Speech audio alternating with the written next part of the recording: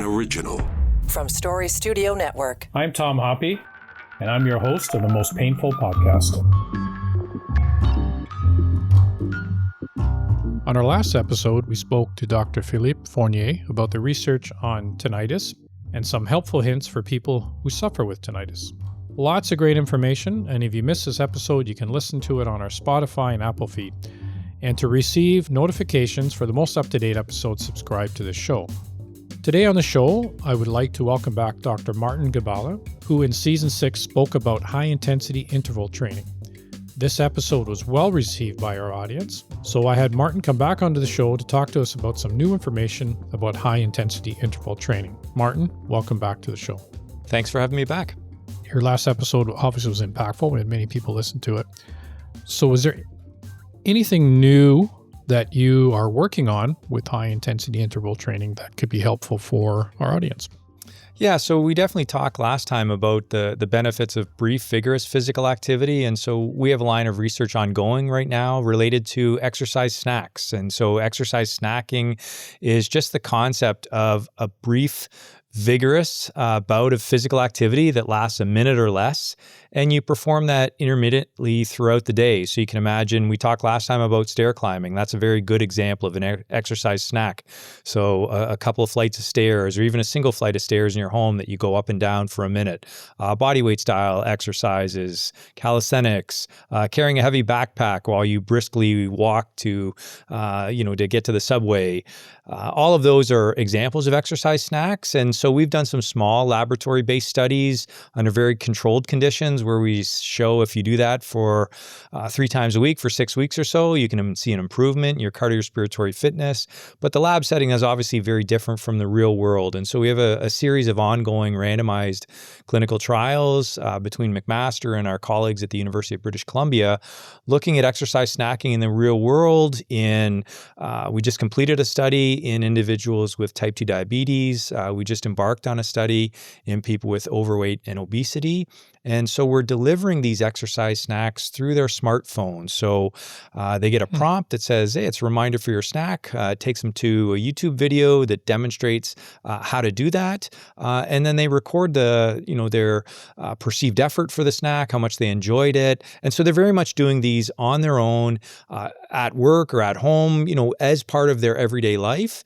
And so these are 3-month trials. And so at the end of those trials, we want to see, did it really move the needle in terms of their fitness? Did it help improve their blood sugar control? Did their blood pressure change? So again, this work is ongoing, but we have published a study now demonstrating the feasibility of this approach and that people are able to do it, they like and enjoy it. And so now it's just, trying to figure out how many of these snacks are needed in order to boost their fitness. Because again, last time we talked about some of the epidemiological evidence showing that even 4 minutes a day of vigorous physical activity was associated with marked reductions in all-cause mortality. And so it's really just now an application of that research and trying to suss out what's the real dose of snacking that we need here that might be beneficial for people. And why are you looking at this snacking? What's the driver behind that? Yeah, so for a long time, we've had an interest in the question of, how low can you go or how little can you get away with? And that's not at all to diminish the public health guidelines, which are based on very good science. But we also know that 150 minutes a week of moderate to vigorous physical activity, that can be an intimidating prescription for a lot of people. And one of the main cited barriers for why people aren't more active is a perceived lack of time. That's clearly an excuse for some people, but a lot of people lead very busy, time-pressed lives, or they're just unwilling or unable to allocate that amount of time to any type of physical activity. And so we're interested in the question of smaller, maybe more manageable amounts of physical activity, sometimes referred to as a micro pattern of physical activity. And is that sufficient? So we're trying to help establish minimum doses that might nonetheless be beneficial for people. I mean, I've watched you on other programs as well, too, talking about, the 4x4, doing that a few times a week. And then I believe it was Rhonda Patrick talked about the research on doing that for, I believe it was a year time frame, how it improved heart condition So I guess what you're trying to find now is, can you transfer that to more of a daily activity and still have the same outcomes? Is that what I'm hearing? Yeah, so I guess two lines of progression. One is just, the 4x4 approach. So that's 4-minute intervals at about the highest intensity that you can sustain. So for most people, that's about 85 or 90% of their maximal heart rate. That type of training is rooted in the way that many athletes train intervals. And we know that it's beneficial and can be very effective. But that's also a very challenging task to do 4 minutes of effort at the highest sustainable pace, take a short recovery break, repeat that again 4 times. And so, over time, we've gone down to 1-minute intervals, and we got as low as 20-second all-out intervals. And now we're sort of saying, okay, can we keep that small dose, around a minute or so, and it doesn't have to be all out as hard as you can go. We want it to be vigorous. And so as a reminder, that means about a 7 or 8 on a 10-point scale. You couldn't carry on a conversation like this, but you could still spit out a couple of words. So it's not necessarily sprint from danger pace or run from an oncoming car or how you escape a building in a fire. It's a vigorous pace, which means, again, about a 7 or 8 on that 10-point scale. And so if people are able to do that for a minute, if they just repeat that a couple of times, and the other important part, as I mentioned, was we know you can do this on a treadmill, you can do it on a bike, you can do it on specialized equipment, but we're trying to move away from that. There's a lot of barriers for why people aren't more active. And so we've been very interested in sort of body weight style interval training or non-equipment based applications, all in the interest of trying to promote feasibility, practicality, that again, people could do this on their own, at home, at work, and they don't need much space or specialized equipment to take advantages of this type of approach for their health and fitness. And I guess for somebody who's, we always talk about we're doing too much sitting nowadays. So your app that you're talking about, and I mean, smartwatches do that now, but I like the idea of having the video because it's almost like having a coach with you.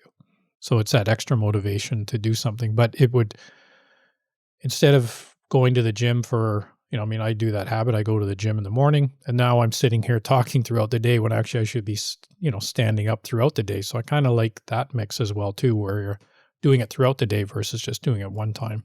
Yeah, absolutely. So it offers that, because you're absolutely right. Many of us are sitting too much. And so just breaking up sedentary behavior can be beneficial as well. And so the vigorous exercise snacking approach, maybe it offers 2 potential benefits, or at least this is what we're hypothesizing. One, you get the cardiorespiratory fitness boost from the vigorous physical activity, and you're simultaneously getting the benefit of the breaking up the prolonged sedentary behavior, which we know is beneficial as well. The other interesting thing looking at the epidemiological data is it really didn't matter if people were a self-identified non-exerciser or if they were someone who was habitually physically active.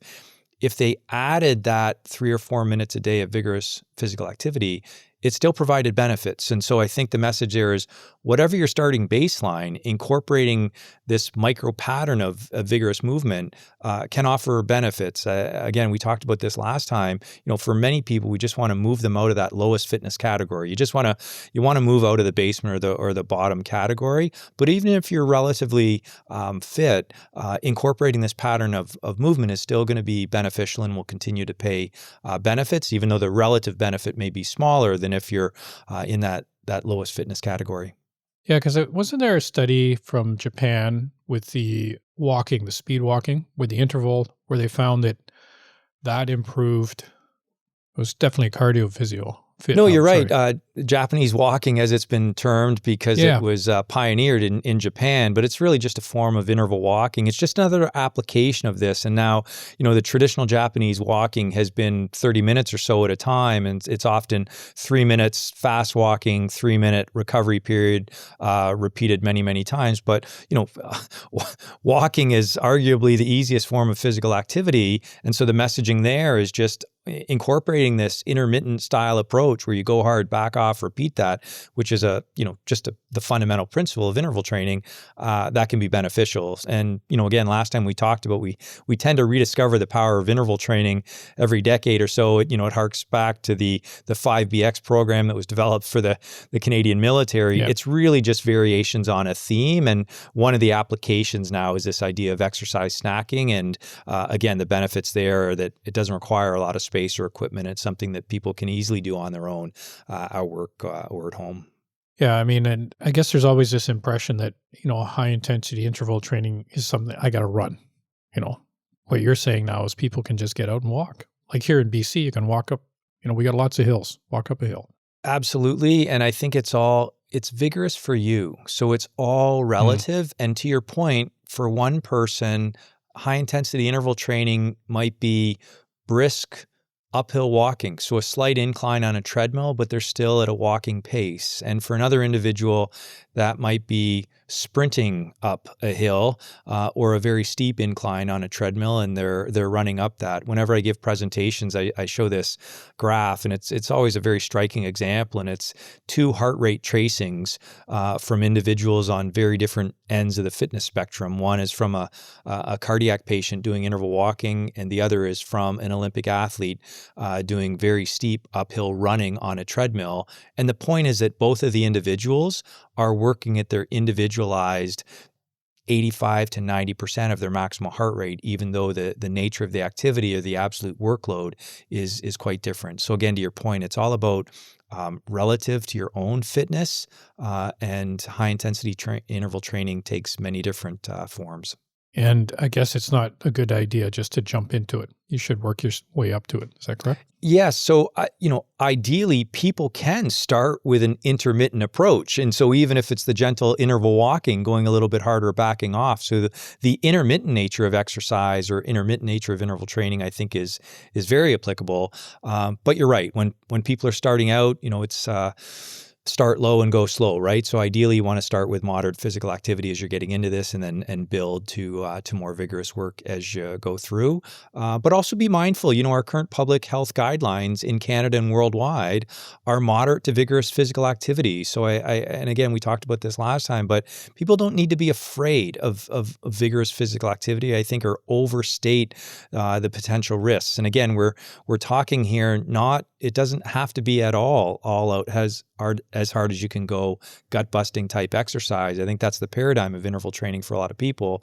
And a lot of, my work and through podcasts like this is trying to remind people that vigorous runs across a spectrum. So it's not only all out as hard as you can go.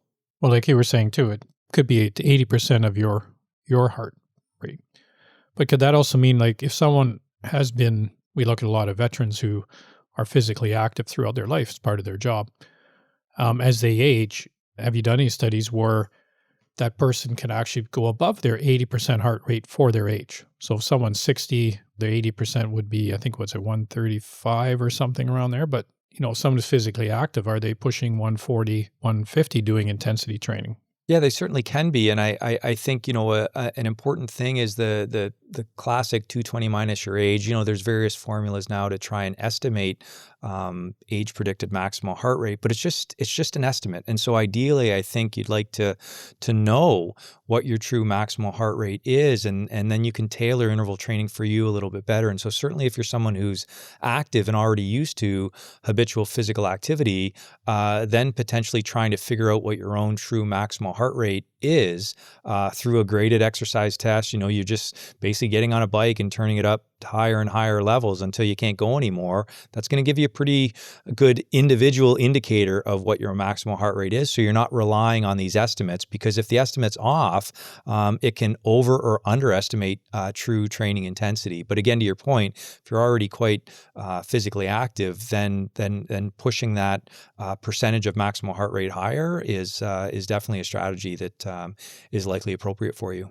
And that's why, you keep saying it comes down to the individual, and they should obviously, if you're not sure, go talk to your doctor or see a professional. We talk about high intensity training, you talk about the snacks, but are you also looking at other type of exercises that complement or should go together when someone's doing high intensity training? So strength training, try and think of anything else that would help their whole health in a sense. Like you're talking about type 2 diabetes, you're talking about cardiovascular, or are you just focusing on this, what the high intensity interval training will do when you're looking at those 1-minute snacks? Yeah, so I guess two ways to answer that question. Our traditional way has been to utilize traditional cardio, so cycle ergometers, bikes, treadmills, things like that.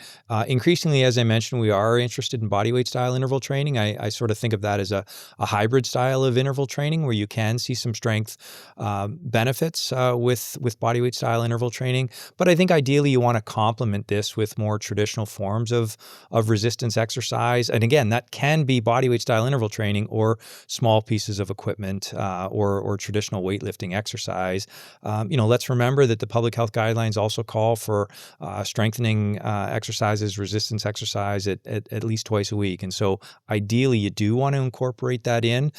We're not doing much work in our own lab of complementing these cardio style intervals with traditional weightlifting or resistance exercise. But again, I'd point to the bodyweight style interval training as being a nice hybrid example for that. And are you also looking at, we talked about heart rate compared to age, but as someone ages, is there more risk with high intensity interval training? Do they have to look at as they're getting into it, do they have to do other approaches to be more careful as age, or are you seeing any difference? So again, there is tremendous inter-individual variability there, but as a general rule, I think as people are aging, you probably want to back off on the absolute intensity a little bit, right? And so if you have been doing these all-out efforts, I think it might be good practice to just dial back on that somewhat. Again, that being said, there's extensive research coming out of Scandinavia where they're using very high-intensity interval training in older adults. We're talking people well into their 80s, showing that they can perform this type of interval training and benefit from it. And so again, I think that's where it really has to be tailored to the individual's preferences and capabilities in that. But as a general rule, I think backing off on the super intense stuff is not a bad strategy. And again, it depends on what type, right? So running interval training on a treadmill or running outside is very, very different from cycle-based interval training. And so when we talk about risk as someone gets older, I think there's the cardiovascular risk or the heart attack, stroke risks. And there's also the musculoskeletal and joint injury type risk. And so that's why I think generally you want to dial down the intensity a little bit.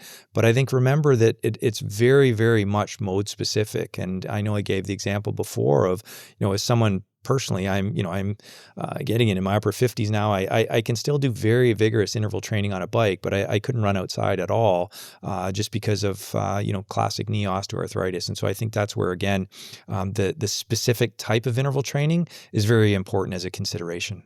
And maybe for the audience, maybe we can dive into that difference between running and biking. Sometimes when I talk to people, there's a perception, running, you can do 20 minutes of running and you'll get a lot more than if you're doing 20 minutes of biking. So I don't know, maybe you can kind of expand on that a little bit for the audience we understand why, because of muscle injuries, as you just talked about, but maybe there's more to it. Yeah, so I think it really does depend on absolute intensity. So, when it comes to cardiovascular conditioning, again, that old saying, your heart doesn't know what your muscles are doing. But I think there's many different ways to challenge or stress your heart or your cardiovascular system. I think for many people, running tends to be a whole body movement. It engages more muscle. And so for a given amount of time or a given amount of effort, they seem that they can get their heart rate up quicker and challenge themselves more with running as opposed to cycling, which is a little more obviously lower body based. And so for many people, they find it more challenging. But if we were to equate, a given intensity using, for example, someone's going to exercise for 20 minutes at 80% of maximal heart rate. If they do it on the bike, if they do it on a treadmill or run outside, it probably doesn't matter in terms of their cardiovascular conditioning. The muscle conditioning is obviously going to be a little bit different depending on the specific muscles that are engaged there. And so now with the exercise snacks, you're doing them more often, shorter bouts versus the traditional 4x4 that people may train where they may do that once, twice a week and then substitute with other cardio training. That's right. And the big difference is, it's 3, 4, 5 minutes a day. So it's obviously more snacks, the better. And that's what we're really trying to figure out. Yeah. But we do know that as little as 4 minutes total in a day seems to be beneficial for you. And also, I would think it goes towards behavior change too. If a person, now they're doing this more, or and they're feeling better, they may do more of it, step up, look at other exercising. Yeah, and again, I'm not an expert in behavior change, but I do collaborate with colleagues, and I think this is a very fascinating area because the traditional school of thought, or many people have postulated, some very prominent exercise psychologists, that vigorous exercise it's destined to fail as a public health initiative because if it's above lactate threshold, people find it aversive, the exercise is uncomfortable, it hurts, they're not going to do it. And then there's, I think, really been a sea change in just how we think about this, because people have pointed out, well, wait a minute, vigorous intermittent, where you're getting breaks in between and things like that, that's completely different from continuous vigorous type exercise. And now there's lots of data that we could point to showing that many people actually prefer vigorous intermittent physical activity as opposed to a long continuous bout of moderate. So again, I think they're no one size fits all approach, but to generally dismiss vigorous exercise out of hand because it's challenging or people might not like it, I don't think that's the case. Yeah, and I just went to a talk on the weekend, and it was by a professional talking about behavior change. And really, they find that if someone identifies themselves, for example, as a runner, they have a higher chance of success versus identifying, I'm doing this to lose weight. And so I see what you're doing can maybe take somebody over to maybe change that identity, that they're a person who's healthy or staying healthy or whatever they're going to use in their own mind to just change that behavior. I don't know. I'm not an expert in it, but yeah. And starting with these small victories, right? Like, hey, I did a couple of those exercise snacks, and again, interval training, I think it liberates individuals from, I feel like a failure. I couldn't run on the treadmill continuously for 30 minutes. Yeah. And with interval training, it doesn't matter, right? Like run for 5 minutes, take a break, get back on, do it again later. It really doesn't matter. So I think it's a much more freeing approach, and definitely some of the exercise psychologists would posit that, yeah, it's these small victories that can sort of add up over time, gives people confidence. It gives them that they could continue doing this type of approach, and it's more sustainable for them over the long term. Yeah, it gives them hope at the end of the day. I'm looking forward to the data when it's all done. I'm really interested in this because I think this is one thing, and on our show we have great guests like yourself that come on, all this great information, but I'm always in the back of my mind is wondering, how do you get people who haven't done this to actually feel like they can do it? And this may be a way to do it. Yeah, I think so. And again, the advantage of this work, it really is being done in the real world. And, I know before you had asked about some of the other health-related metrics, because it doesn't only matter about cardiorespiratory fitness. That's a really important one. But, in these studies, especially the studies in people with type 2 diabetes, all of these individuals wore continuous glucose monitors. And so we're looking at their glucose metrics, time in hyperglycemia, things like that, 24-hour blood sugar profiles, under controlled feeding, where we gave them very controlled diets before and after these free living interventions to try and see if some of these glucose metrics changed in response to the training. So maybe that'll be episode 3. You can have me back in a little bit, and I can share some of that information. But that's the type of work that we're trying to facilitate right now, is looking at these other health related metrics that are particularly important for very specific conditions, and does this approach move the needle there? I'd love to hear about that, because I think as we age, more of this stuff's on our mind because our bodies are changing. But even for younger people, like, we're seeing the generation today where there's challenges with type 2 diabetes and that. So, and they're looking for help. This might be a way to do it. Yeah, no, exactly. And, all the talk of zone 2 now, and people are thinking they have to get 3 and 4 hours of continuous moderate exercise, that can be beneficial. But boy, if the physical activity guidelines at 150 minutes a week are daunting for some, then I think it's just a massive barrier to entry if we're now suggesting to people you got to do 3 or 4 minutes of zone 2 cardio. And so we're on the other side of that spectrum, I would say, and just, reminding people that these micro patterns of movement can be very beneficial. There's no free lunch, right? If you want to get away with the benefits of a brief exercise, you need to get into that vigorous range. So you need to be huffing and puffing a little bit, but you don't have to do a lot of it. And if that's a way to get started and get that initial boost in fitness, as we talked about, you get some confidence and you build from there. We feel that's a good strategy, and that's the one that we're pushing right now. I like that. I think that's, we can get people moving. I think that's great. So looking forward to the results of that one. Well, it's been a great talk. Thank you, Martin, for being on the show. I appreciate your interest again. Look forward to being back, but thank you very much, Tom. Thank you. For feedback about our show or more information on chronic pain, you can visit our website, veteranschronicpain.ca, or follow us on Facebook and X at Chronic Pain COE and on Instagram at chronicpain_COE. Stay safe and keep the hope alive. The Most Painful Podcast is produced for the Chronic Pain Center of Excellence by Story Studio Network.